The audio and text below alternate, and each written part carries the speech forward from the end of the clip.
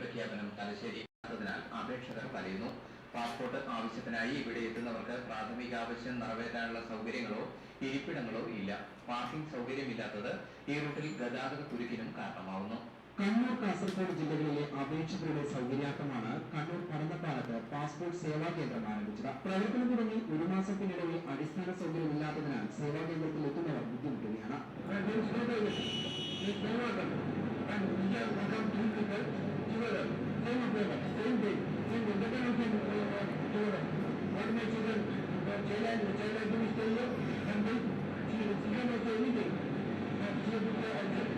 പലരും നന്ദി രാവിലെ തന്നെ എത്തിയവർ. മണിക്കൂറുകളോളം കാത്തിരിക്കേണ്ടി വരുന്ന ഇവർക്ക് ഇവിടെ ഇരിപ്പിടങ്ങൾ ഇല്ല. ഒരു വേളക്ക് പുറത്ത് കാത്തിരിക്കേണ്ടതായി വരുന്നു. ടോയ്ലറ്റ് സംവിധാനവും ഇവിടെയില്ല.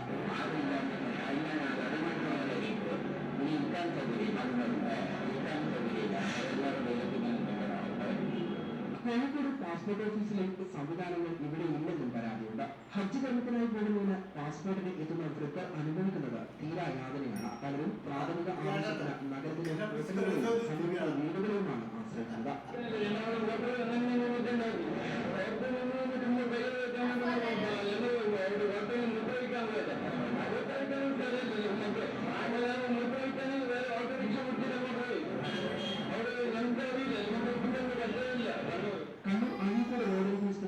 കെട്ടിടത്തിൽ പ്രവർത്തിക്കുന്ന പാസ്പോർട്ട് സേവാ കേന്ദ്രത്തിന് കൃത്യമായ പാർക്കിംഗ് ഏരിയ ഇല്ലാത്തത് ഗതാഗത കുരുക്കും രൂക്ഷമാക്കുകയാണ്.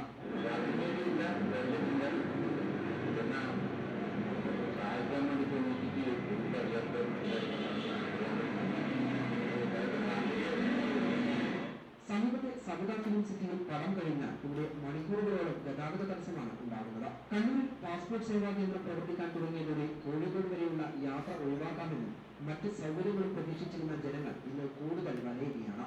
സേവാ കേന്ദ്രത്തിൽ അടിസ്ഥാന സൗകര്യങ്ങൾ ഒരുക്കണമെന്നാണ് ഇവിടെ എത്തുന്ന ഓരോരുത്തരും ആവശ്യപ്പെടുന്നത്. ഇടവേള പ്രധാന വാർത്തകൾ.